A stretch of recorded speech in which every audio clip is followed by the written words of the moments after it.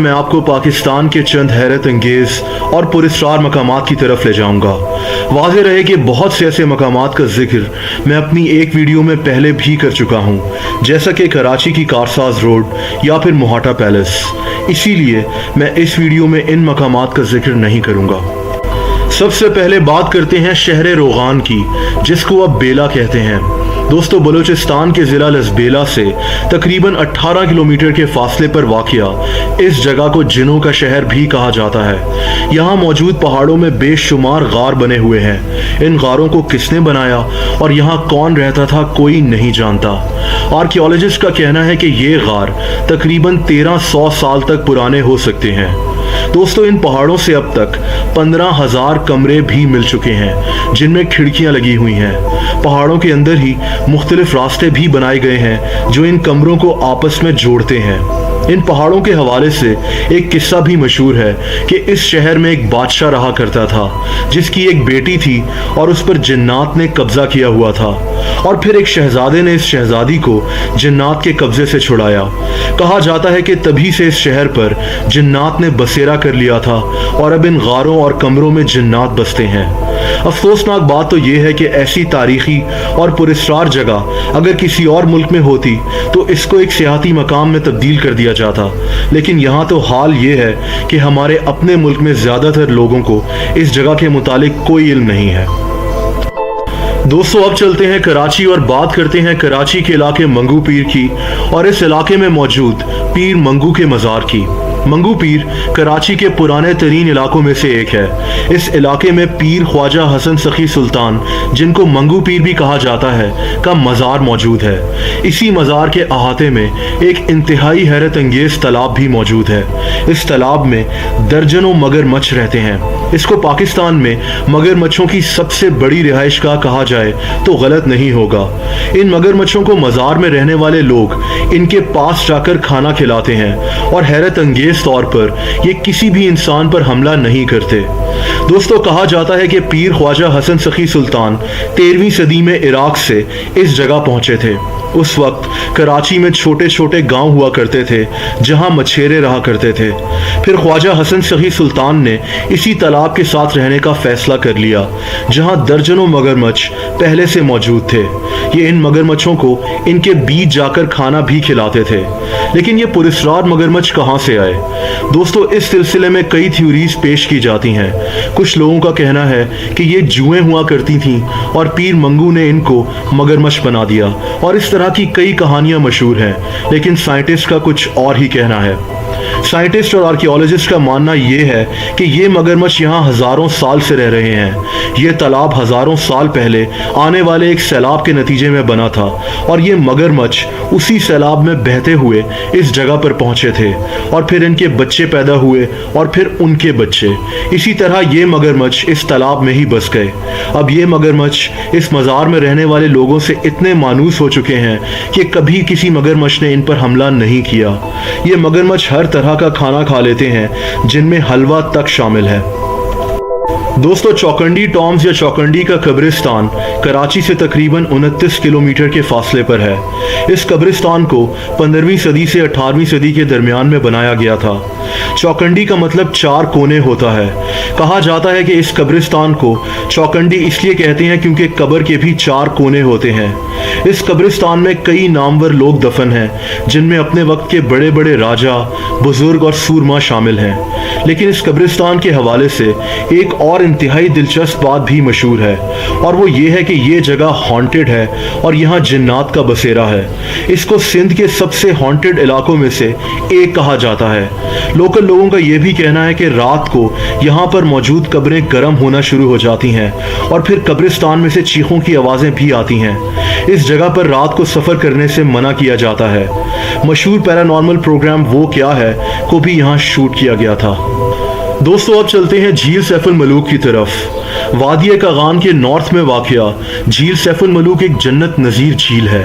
हर साल हज़ारों सयाह झील सैफुल मलूक का रुख करते हैं। इसका सफ़र ही अपने आप में एक एडवेंचर है, क्योंकि इसकी तरफ पहुंचने के लिए बुलंदो बाला पहाड़ों पर सफ़र करना पड़ता है। इस झील के मुतालिक एक इंतहाई अजीब व गरीब कहानी भी मशहूर है, और वो ये है कि मिस्र के एक शहजादे सैफुल मलूक को ख्वाब में एक परी नज़र आई जिसका नाम बदियुल जमाल था।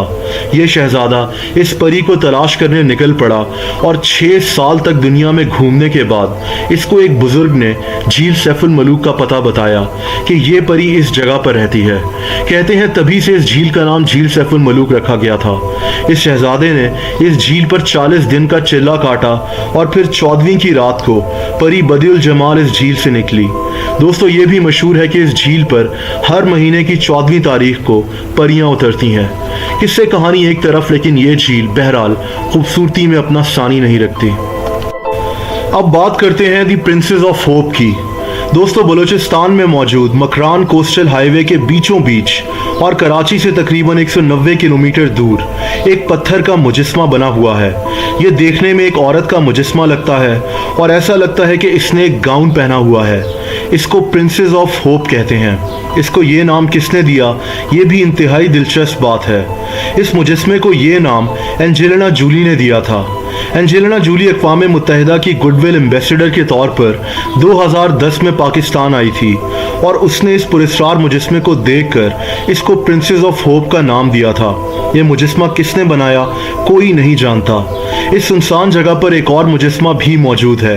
ये मिस्र में मौजूद the great sphinx of Giza से मिलता जुलता पत्थर का एक मुजस्मा है। दोस्तों ये दोनों मुजस्मे कब बने और इस सुनसान जगह पर इनको किसने बनाया ये अभी तक पता नहीं लगाया जा सका, लेकिन कहा जाता है कि ये तकरीबन 750 साल पुराने हैं।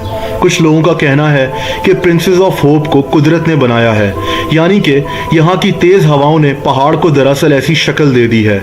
लेकिन फिर ऐसे सिर्फ 2 मुजस्मे ही यहाँ क्यों मौजूद हैं? आज भी लोग मकरान कोस्टल हाईवे से गुजरते हुए इस पुरस्कार जगह पर ज़रूर जाते हैं। अब चलते हैं शेखोपुरा की तरफ। दोस्तों लाहौर से तकरीबन 35 किलोमीटर के फासले पर मौजूद शहर शेखोपुरा कई तारीखी इमारतों का मस्कन है। इन तारीखी इमारतों में 2 इमारतें इंतहाई अहमियत की हामिल हैं, जिनमें हिरन मीनार और शेखोपुरा फोर्ट शामिल हैं। शेखोपुरा को पहले जहांगीरपुरा भी कहा जाता था, क्योंकि मुग़ल बादशाह जहांगीर यहाँ क़याम किया करता था। शेखोपुरा फोर्ट को जहांगीर के दौर में ही तामीर करवाया गया था। फिर इस जगह पर सिखों की हुकूमत कायम हो गई और फिर बरतानवी राज के दौरान इस किले को अंग्रेज़ों ने अपने कब्ज़े में ले लिया। इस किले की तारीख इंतहाई दिलचस्प है, लेकिन मैं इस किले की तारीख पर बात करने नहीं जा रहा। दोस्तों आज इस किले की हालत इंतहाई ख़राब हो चुकी है। इस तारीखी किले का ख्याल नहीं रखा गया और आज हमें इस जगह पर टूटी फूटी इमारतें नज़र आती हैं। इसी किले के अंदर एक हवेली भी मौजूद है। इस 6 मंजिला हवेली के अंदर बग़ैर इजाज़त के जाना मना है। हवेली के अंदर चमगादड़ों और चूहों ने कब्जा किया हुआ है। शेखोपुरा फोर्ट के अंदर मौजूद इस हवेली के हवाले से कई कहानियां भी मशहूर हो चुकी हैं। लोकल लोगों का मानना है कि यहाँ अब जिन्नात का बसेरा है और उनको यहाँ बूढ़ी औरतें नजर आती हैं।